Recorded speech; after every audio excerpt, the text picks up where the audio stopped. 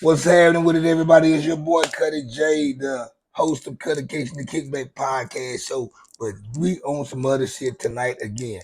First, I would like to say shout out to the 76ers for winning that game tonight. Game 2 against the Brooklyn Nets. We about to make it a sweep in a minute, y'all. But oh yeah, this ain't even about all that though. Let's get to the nitty gritty. We talking about two things tonight. First, we're gonna talk about the 1994 Freak Nik in Atlanta. And secondly, I got some news that happened currently today, or if the video been flying around Facebook all day. It's been a major topic on my timeline. Turns out that a student and a substitute teacher get into a fight. But first, let me get y'all to the 1994 Freak Nik in Atlanta. The Freak Nik started out back in the late 80s by some students at Spelman and Morehouse who I guess couldn't attend to leave. They couldn't leave spring break, so they were stuck in Atlanta. They do the Freak Niks every year. Turned out to be major events. Hit the 90s. When it got to the 90s, it got real ridiculous. It's about real ridiculous. I mean, it's like that's all people talked about in their music back then. Everybody tried to have their little Freak Nik in their own city, but it wasn't not like Atlanta. It wasn't like Atlanta. But you got this documentary that's about to come out now that I think Spike is it Jermaine Dupri and Luke producing it.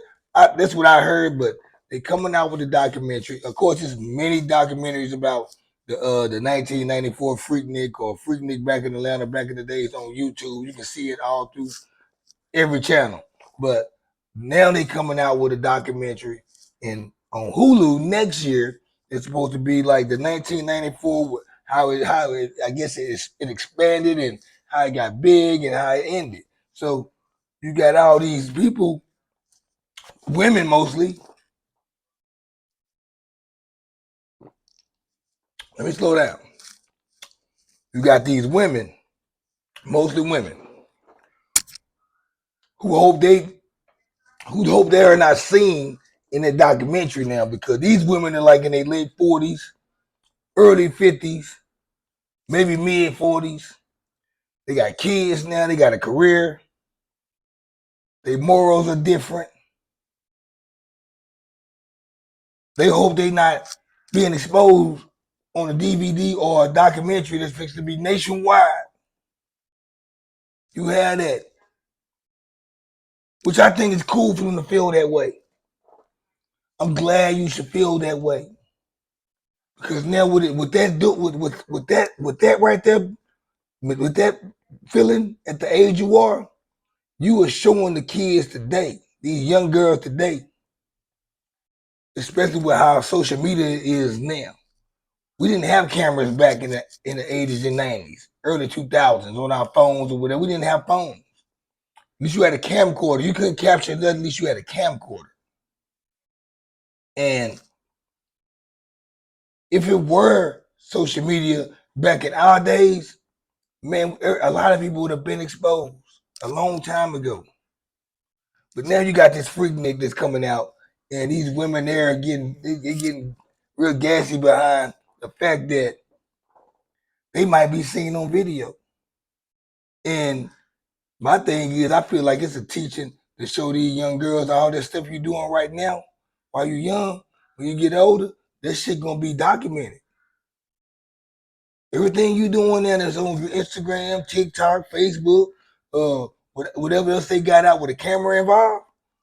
You gonna have a different reaction. It's too late now. When 20 years come, people seen it.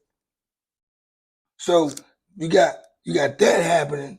Turns out now, a few of them women they want to sue Hulu if they drop the documentary.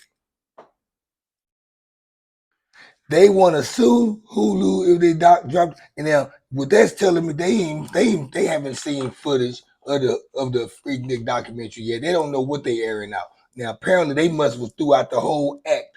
That's why they are feeling some type of way and want to sue Hulu. Y'all give me y'all thoughts on that right there. I'm not gonna even get deep in the cut on that part. We'll get back to that.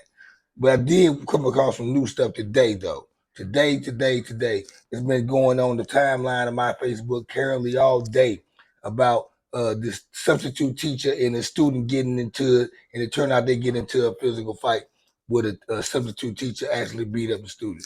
Uh, y'all let me know in the comments how y'all feel about that situation, how you would have reacted, because I was first off, this they was talking. Apparently, the student was kind of distracting the class all throughout the day with her cell phone, where it came to the point where the teacher had to take the phone from her.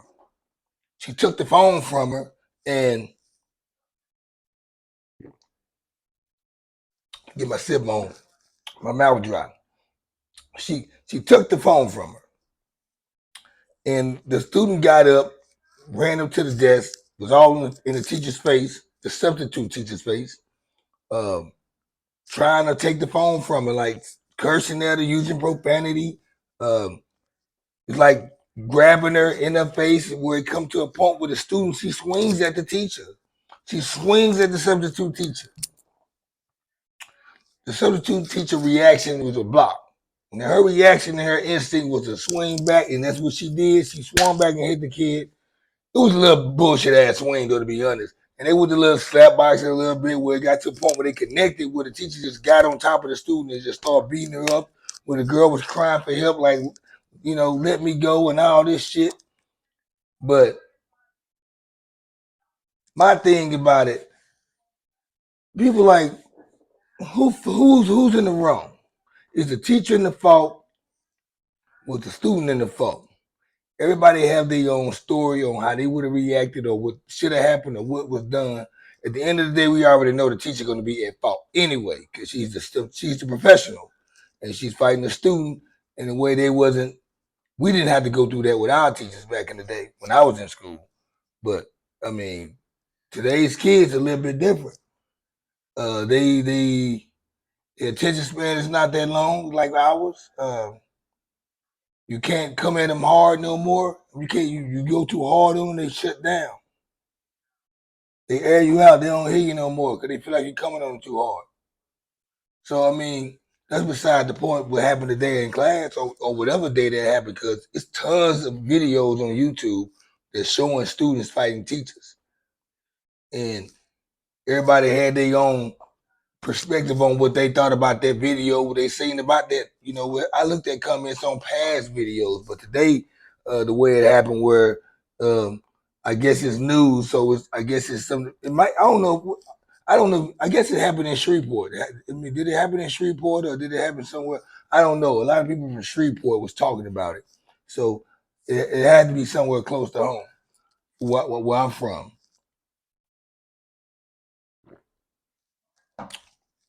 Another thing is the teacher. She's fighting the girl, and reason why I mean, I had a talk with somebody today, and they was talking about how the teacher was at fault, and this is what she should have did. I said, "No, man, you can't tell nobody or say anything how what somebody should have did or what you would have did if the situation would have happened to you.